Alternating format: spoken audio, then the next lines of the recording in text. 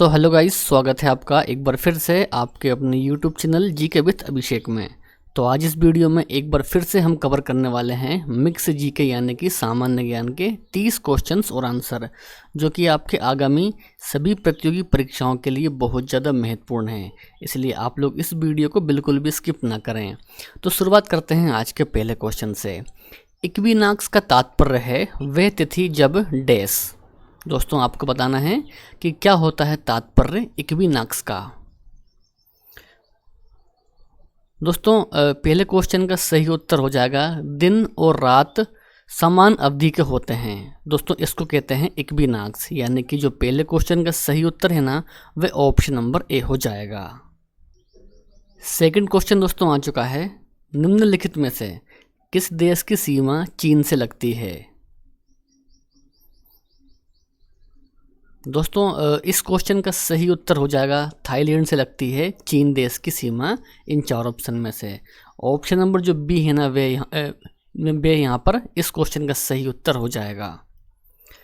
अगला क्वेश्चन करते हैं, किसी स्थान पर तापमान, आर्द्रता, वर्षा, वायु वेग आदि के संदर्भ में वायुमंडल की प्रतिदिन की परिस्थिति उस स्थान का डैश कहलाती है। दोस्तों वे कहलाती है मौसम। मौसम इस क्वेश्चन का सही उत्तर हो जाएगा, यानी कि ऑप्शन नंबर डी। चलिए तो आगे है, भूमध्य रेखा निम्नलिखित में से किस देश से होकर नहीं गुजरती है। भूमध्य रेखा इनमें से किस देश से होकर नहीं गुजरती है। दोस्तों चौथे क्वेश्चन का सही उत्तर हो जाएगा मेक्सिको। दोस्तों आपको ध्यान रखना है, इन चार ऑप्शन में से मेक्सिको से होकर भूमध्य रेखा नहीं गुजरती है, ठीक है ना। तो इसको आपको बिल्कुल ध्यान रखना है, ठीक है ना। चलिए तो बढ़ेंगे अगले क्वेश्चन की तरफ।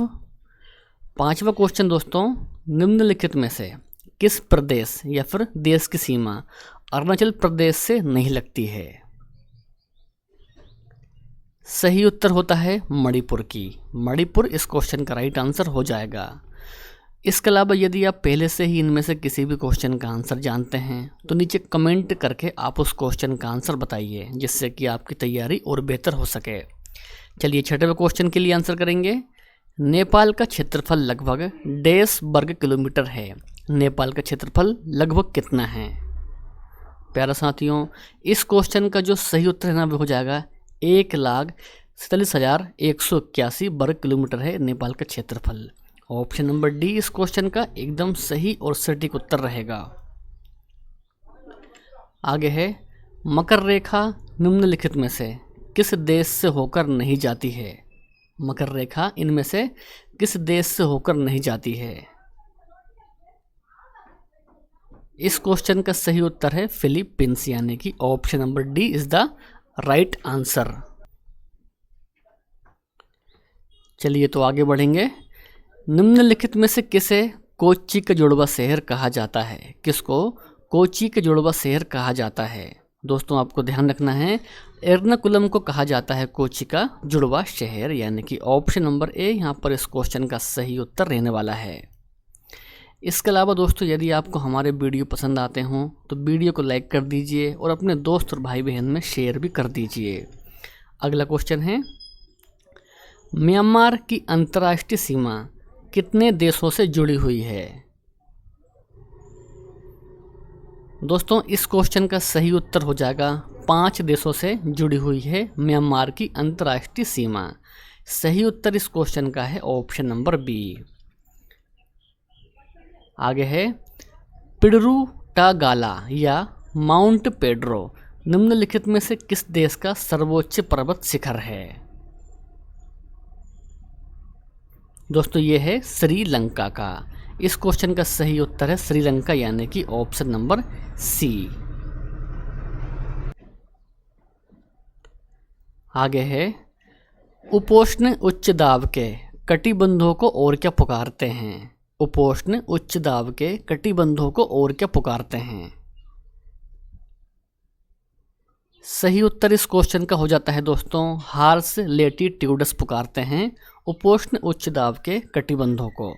तो इसके हिसाब से जो ऑप्शन नंबर डी है ना 11वें क्वेश्चन का सही उत्तर रहेगा। आगे है, म्यांमार का सबसे बड़ा शहर निम्नलिखित में से कौन सा है। दोस्तों यांगून है म्यांमार का सबसे बड़ा शहर। इस क्वेश्चन का सही उत्तर रहेगा ऑप्शन नंबर ए।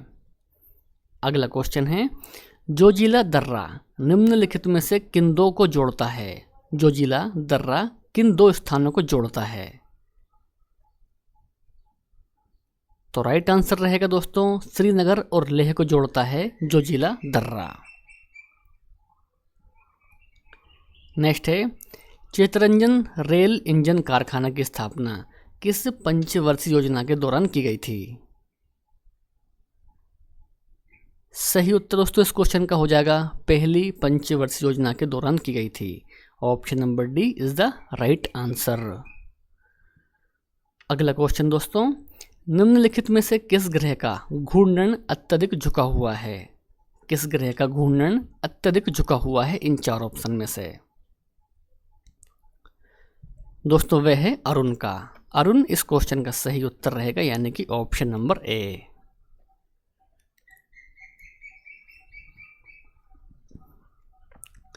तटीय क्षेत्रों के निकट डैश के कारण दिन के समय भूमि पर तापमान कम हो जाता है।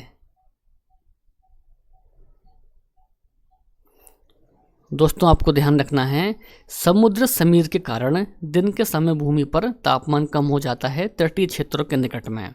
इस क्वेश्चन का सही उत्तर है समुद्र समीर, यानी कि option number B is the right answer.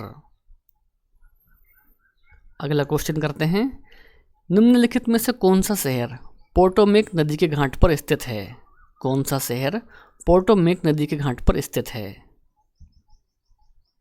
दोस्तों वह है वाशिंगटन डीसी। किसी दो निरंतर देशांतर के बीच का समय अंतर कितना होता है? तो प्यारा साथियों 4 मिनट का होता है दो देशांतर के बीच का समय अंतर। इसको दोस्तों आपको बिल्कुल ध्यान में रखना है। निम्नलिखित में से कौन सी पर्वत श्रृंखला यूरोप तथा एशिया को अलग करती है? यूरोप और एशिया को अलग करने वाली पर्वत श्रृंखला कौन सी है? तो प्यारा साथियों वह है यूराल पर्वत श्रृंखला, यानी कि इस क्वेश्चन का सही उत्तर रहेगा ऑप्शन नंबर सी। चलिए दोस्तों तो आगे बढ़ते हैं। स्वेज नहर निम्नलिखित में से किन जल निकायों को जोड़ती है? स्वेज नहर तो प्यारा साथियों भूमध्य सागर और लाल सागर को जोड़ती है स्वेज नहर, यानी कि option number B is the right answer. निम्नलिखित में से किस शहर में विश्व का दूसरा सबसे लंबा समुद्री तट स्थित है? दूसरा सबसे लंबा समुद्री तट दोस्तों वह है चेन्नई में, ठीक है ना। इस क्वेश्चन का सही उत्तर है चेन्नई। निम्नलिखित में से किस देश में कालाहारी मरुस्थल स्थित है? कालाहारी मरुस्थल किस देश में स्थित है? दोस्तों सही उत्तर इस क्वेश्चन का हो जाएगा बोत्सवाना में। बोत्सवाना इस क्वेश्चन का सही उत्तर है। नर्मदा नदी किस स्थान से उत्पन्न होती है? परीक्षाओं में दोस्तों ये क्वेश्चन कई बार रिपीट हुआ है। तो इस क्वेश्चन का सही उत्तर हो जाएगा अमरकंटक से उत्पन्न होती है नर्मदा नदी। 24 है, ग्रेट बैरियर रीफ कहाँ पर स्थित है? बताइए। भारत, पाकिस्तान, ऑस्ट्रेलिया या फिर दक्षिण अफ्रीका? दोस्तों हमारे इस क्वेश्चन का सही उत्तर हो जाएगा ऑस्ट्रेलिया। दोस्तों आपको ध्यान रखना है ग्रेट बैरियर रीफ है ऑस्ट्रेलिया में। सही उत्तर इस क्वेश्चन का रहेगा ऑप्शन नंबर सी। 25 है, सियाचिन हिमनद निम्नलिखित में से किस घाटी के निकट में स्थित है? सियाचिन हिमनद तो प्यारा साथियों ये स्थित है नुब्रा घाटी में। इस क्वेश्चन का सही उत्तर है नुब्रा घाटी के निकट में स्थित है सियाचिन हिमनद। नेक्स्ट है, दक्षिण अफ्रीका के घास के मैदान का नाम क्या है? तो प्यारा साथियों बेल्डस है दक्षिण अफ्रीका के घास के मैदान का नाम। आगे है, हरित क्रांति भारत की किस पंचवर्षीय योजना के दौरान आरंभ की गई थी? हरित क्रांति सही उत्तर दोस्तों इस क्वेश्चन का है 5वीं पंचवर्षीय योजना के दौरान, यानी कि जो विकल्प बी है ना इस क्वेश्चन का सही उत्तर, दोस्तों माफ़ कीजिए, इस क्वेश्चन का जो सही उत्तर है ना वह हो जाएगा तीसरी पंचवर्षीय योजना के दौरान, यानी कि ऑप्शन नंबर डी इस क्वेश्चन का एकदम सही और सटीक उत्तर हो जाएगा तीसरी पंचवर्षीय योजना। दोस्तों इसको आपको बिल्कुल ध्यान रखना है, ठीक है ना। नेक्स्ट है श्रेणी 1 में कितनी मणिरत्न कंपनियां हैं? श्रेणी 1 में,